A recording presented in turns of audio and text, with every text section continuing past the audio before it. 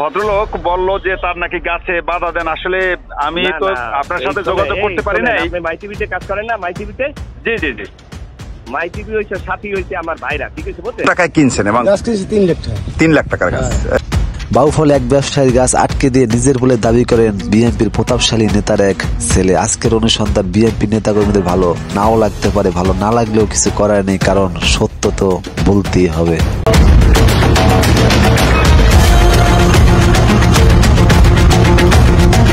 পটুয়াখালী বাউফলের এক গাছ ব্যবসায়ীর 3 লক্ষ টাকার গাছ আটকে রেখে নিজের বলে দাবি করেছেন জেলা বিএনপি সভাপতি চুন্নু মিয়ার ছেলে ও বিএনপি কেন্দ্রীয় কমিটির সহদপ্তর সম্পাদক মনির হোসেনের আপন ছোট ভাই SM কবির হোসেন। ওই গাছ ব্যবসায়ী জানান, প্রায় 9 মাস আগে স্থানীয় নাসিম মিয়া নামের একজনের কাছ থেকে বিভিন্ন প্রজাতির অর্ধশত গাছ 3 লক্ষ টাকা দিয়ে তিনি ক্রয় করেছেন। গাছ কিনছি 3 লাখ টাকা। 3 লাখ টাকার গাছ। সব টাকা দিয়ে দিয়েছেন? না, কিছু টাকা আছে আমার কাছে। কত টাকা বাকি আছে? আছে 2,40,000 নেওয়া হইছে। ও আচ্ছা, বাকি টাকা আপনি দেন নাই। এটা কতদিন আগে এই গাছ কিনেছেন? গাছ কিনছি এই 9 মাস। কি কি গাছ এখানে? এখানে গাছ আছে বাজে পদের গাছ আর কি, টোটাল পরিষ্কার আর কি। ও আচ্ছা। এবার আমি গরুর ফার্ম করবে আগে। ও টোটাল গাছ কয়টি? টোটাল গাছ তো এখনো আছে না, আকাটা গাছ আছে না, মানে সবগুলো এখানে সবগুলো যে আছে সব ফালাইছেন কয়টা গাছ? হারাইছি মনে করেন গোটা 50 সেন্টি, ওই আবিজিবির মিলে হিসাব রেন্টি করে। এখন গাছ কাটা তো অনেক দূরের কথা, গাছের ধারে কাছেও যেতে দেওয়া হচ্ছে না সেই গাছ ব্যবসায়ীকে, দেওয়া হচ্ছে মামলা হামলার বিভিন্ন হুমকি। এমনকি এই সত্য নিউজটি যে সাংবাদিক সাহেব তুলে ধরলো তার বিরুদ্ধেও করা হয়েছে সাংবাদিক সম্মেলন। চলুন একটু ফোন রেকর্ড শুনে আসি। হ্যালো, জি আসসালামু আলাইকুম। কবির স্যার বলছিলেন? হ্যাঁ জি জি জি। কবির স্যার, আমি সাংবাদিক ডিউক, আমি মাই টিভিতে কাজ করি, পরিবাতায় কাজ করি। মূলত আমি আজকে কাশিপাড়া গেছিলাম আপনার এলাকায়। হ্যাঁ, তো এক ভদ্রলোক বলল যে তার নাকি গাছে বাধা দেন। আসলে আমি তো আপনার সাথে যোগাযোগ করতে পারি নাই। আপনি মাই টিভিতে কাজ করেন না? মাই টিভিতে? জি জি জি। মাই টিভি হইছে সাথী হইছে আমার ভাইরা, ঠিক আছে? বুঝছেন? জি ভাইয়া, জি জি। বলেন। আমি হইলো কলেজের প্রিন্সিপাল। জি জি। ওই জায়গা নিয়ে আমার বাবাই দ্বিতীয় কাটিয়ে দিয়েছে হিন্দুগো। মানুষের তো একটা ভাগও পায় নাকি? জি জি। আপনি রেকর্ড করতে আছেন নাকি? জি বলেন। হ্যাঁ, আপনার কথা তো রেকর্ড অবশ্যই করবো, যেহেতু আমার বক্তব্য লাগবে না। আপনি রেকর্ড করবেন কেন? আপনার বক্তব্য আমার প্রয়োজন স্যার।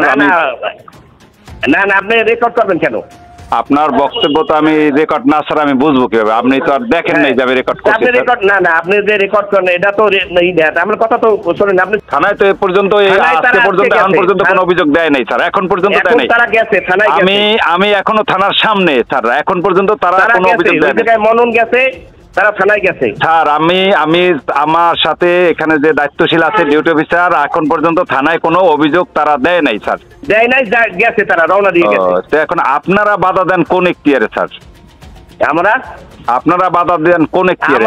আমার কাছে যদি কোনো মানুষ আসে যে স্যার আমাদের এই অন্যায় ভাবে কাটতে আছে, আমাদের এই যে একটা সমাজ ব্যবস্থা আছে না? জি স্যার, জি স্যার। তারা আমাদের প্রতিবেশী না? ওই ছেলেটা আমার কলেজের সামনে হইতে করে। জি স্যার। মনন আমার হইলো স্কুলের হেডমাস্টার, তার ছেলে। জি। হ্যাঁ, এখন তারা আসে। হ্যাঁ, আপনার স্কুলের হেডমাস্টার মানে স্যার এটা বুঝি নাই স্যার।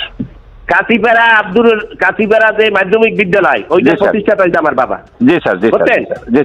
না, একটু আগে বলছেন যে আপনারা ফয়সালা করবেন স্থানীয় সমাজ ব্যবস্থা। আমরা ফয়সালা করবো কি? আইনের তো আছে, সেটাই বলছে।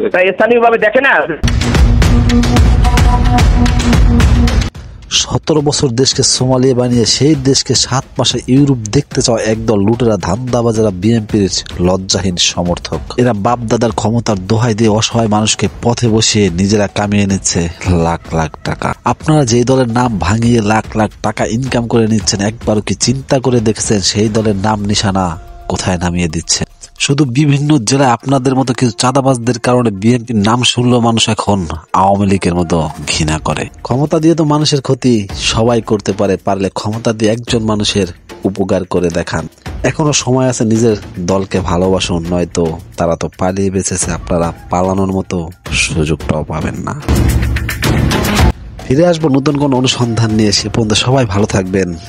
আল্লাহ হাফেজ।